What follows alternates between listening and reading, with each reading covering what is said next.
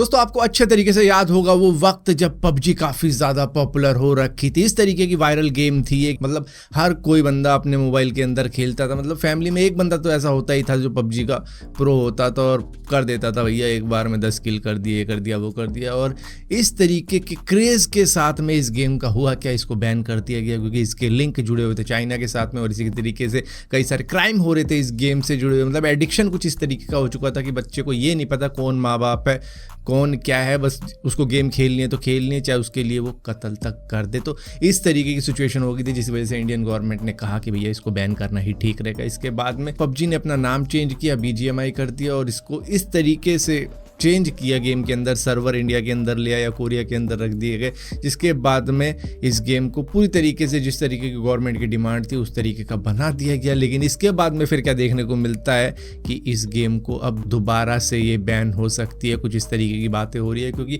Pakistani national सीमा हैदर भी इसी game के थ्रू सचिन से मिली थी और इसके बाद में इन दोनों की बातचीत हुई थी। अब इस तरीके की बातचीत शायद किसी और बंदे के साथ में भी हो सकती है जो कि एक सिक्योरिटी थ्रेट हो सकता है इस कंट्री के लिए, और वहाँ पर जैसे कि मतलब आतंकवादी वगैरह होते हैं उनकी बातचीत चल सकती है इस गेम के ऊपर। तो इस तरीके की सिचुएशन भी हो सकती है और जिससे कि इस कंट्री की सिक्योरिटी कॉम्प्रोमाइज़ हो जाएगी। जिस तरीके से सीमा हैदर इंडिया के अंदर आ गई और कोई भी तो आ सकता है इसी तरीके से बातचीत करके। तो यहाँ पर ये देखा गया है कि भैया इस गेम के अंदर दूसरी कंट्री के भी लोग आ पा रहे हैं, तो ये सिक्योर नहीं है इंडियन नेशनल के लिए, जिसकी वजह से इसको बैन किया जा सकता है आगे चल के। दोस्तों बड़ी बड़ी ई-कॉमर्स वेबसाइट के ऊपर से अब एक प्रोडक्ट को बैन कर दिया गया है जो है रैट ट्रैपर, जिसके अंदर ग्लू का यूज किया जाता है। इसको बैन कर दिया गया है। ना अमेजोन, ना मीशो, ना फ्लिपकार्ट, ना स्नैपडील, ना जियो मार्ट, ना बिग बास्केट या इंडिया मार्ट, मतलब कोई भी ई-कॉमर्स वेबसाइट अब इस प्रोडक्ट को नहीं बेच सकती है। इसको पेटा ने बैन करवा दिया है। ये एनिमल क्रूएल्टी है। दरअसल होता है क्या है कि इसके अंदर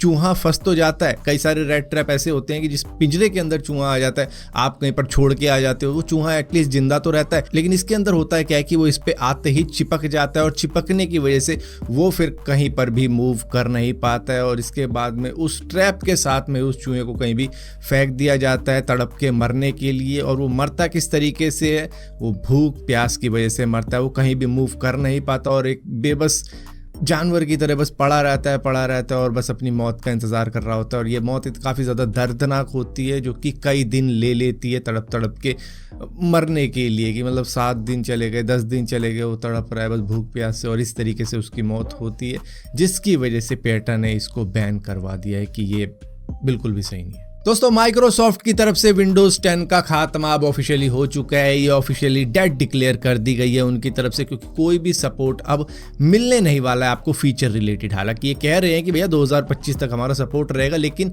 अब कोई भी वर्जन वाली अपडेट नहीं है। वर्जन 22H2 ये लास्ट अपडेट थी विंडोज 10 की। इसके बाद में कुछ नहीं मिलने वाला आपको। हाँ, अगर आपका कुछ सिक्योरिटी लूप होल निकल जाए या फिर कुछ बग निकल जाए तो उसके अंदर सिक्योरिटी पैच वगैरह दे सकते हैं ये, वरना फीचर रिलेटेड अब कोई भी अपडेट नहीं आने वाली है। ये समझो कि अब कह रहे हैं कि भैया विंडोज 11 के ऊपर स्विच कर जाओ। अब कईयों के लिए क्या है, इनकम्पैटिबल है, जिसकी वजह से वो स्विच नहीं कर पा रहे हैं और वो टिके हुए विंडोज 10 पे। वरना जब आई थी विंडोज 11 मन नहीं किया था क्या हमारा स्विच करने का, कर रहा था, लेकिन भाई इनकम्पैटिबल आ रहा था लिखा हुआ। तो इस वजह से अब देखना तो पड़ेगा भाई विंडोज 11 पे किस तरीके से स्विच कर सकते हैं। हालांकि जुगाड़बाजी कई तरीके की है, लेकिन फिर भी अगर हार्डवेयर कंपैटिबल हो जाए तो मज़े ही मज़े। कुछ लाइफ ऐसी हो जिसमें विंडोज 11 पे जा रहे हैं, मज़े ही मज़े, गेम खेल रहे हैं GTA 6, मज़े ही मज़े, ग्राफिक कार्ड चेंज नहीं करना पड़ रहा है, बस चल रही है गेम बिना उसके, मज़े ही मज़े। दोस्तों जापान की ये प्राइवेट स्पेस एजेंसी है जिसका नाम है स्पेस वन, जो कि अपने रॉकेट को लॉन्च कर रहे थे अर्थ के ऑर्बिट के अंदर। और अगर ये ऐसा कर जाते तो ये जापान की पहली प्राइवेट कंपनी बन जाती जिन्होंने कि रॉकेट को अर्थ के ऑर्बिट में पहुंचाया। लेकिन इनके साथ में ऐसा हुआ नहीं। मिड एयर में ही इनका रॉकेट फट गया और उसके बाद में इन्हीं के जहाँ पे भी लॉन्चिंग पैड था वहीं पर गिर गया और आजू बाजू की जो 2-3 बिल्डिंग थी भैया वो बच गई, वरना उसके ऊपर भी ये गिर सकता था और पूरा आग में उन बिल्डिंगों को झुलसा देता और कुछ भी नहीं बचता। खैर अभी भी नहीं बचने वाला, जिस तरीके के एक्सप्लोजन यहाँ पर देखने को मिल रहे हैं। लेकिन फिर भी इनका ये ट्राई था कि किस तरीके से लॉन्च कर दे, लेकिन ये कर नहीं पाया। और शुक्र की बात ये है कि और ऊपर जाके ये गिरा नहीं, वरना क्या पता जापान के और करीब आ जाता जहाँ पर लोग भाग रहते हैं। दोस्तों आपको मालूम होगा कई सारी कंट्रीज ऐसी होती है जहां पर मिलिट्री के अंदर सर्विस देनी रिक्वायर्ड होती है हर एक मेल को। तो यहाँ पर साउथ कोरिया के अंदर भी ऐसा ही है कि भैया वहाँ पर हर एक मेल को जो कि फिजिकली फिट है उसको मिलिट्री ज्वाइन करनी ही पड़ेगी। कुछ 2-3 साल होते हैं शायद उस टाइम को गुजारना पड़ेगा मिलिट्री के अंदर, लेकिन यहाँ पर 22 साल के लड़के ने चीटिंग कर दी मिलिट्री के साथ में, जिसकी वजह से उसको अब 5 साल की जेल तक हो सकती है। वो हालांकि वो फिजिकली फिट था लेकिन उसने अपने आप को अनफिट बना दिया खुद ही, ताकि वो मिलिट्री सर्विस को कैरी ऑन ना कर पाए, क्योंकि वो ज्वाइन तो कर चुका था मिलिट्री, लेकिन उसके बाद में उसको उसके अंदर एक लूप होल मिल गया कि देखो मेरा वेट है 54 किलो, अब मिलिट्री के अंदर चाहिए 50 किलो, अगर 50 किलो से कम हो गया आपका वेट तो मतलब कि आप मिलिट्री के लिए फिजिकली फिट नहीं हो। तो इसने क्या किया भैया, खाना कम करना शुरू कर दिया और ये जितनी रिक्वायर्ड थी कैलोरी उतनी नहीं खा रहा था और ये स्टारवेशन मोड के अंदर चला गया था और इसने ना खाना खाने की वजह से या कम खाना खाने की वजह से अपना वजन कर लिया था 49, जिसके बाद में इसको अनफिट कह के मिलिट्री से निकाल दिया गया था और ये कह रहा भैया मजे ही मजे हो गए यहाँ। तो इसके बाद में भैया जब इन्वेस्टिगेशन हुई तब मालूम ये चला कि ये फिजिकली फिट था, लेकिन इसने कम खाना खाने की वजह से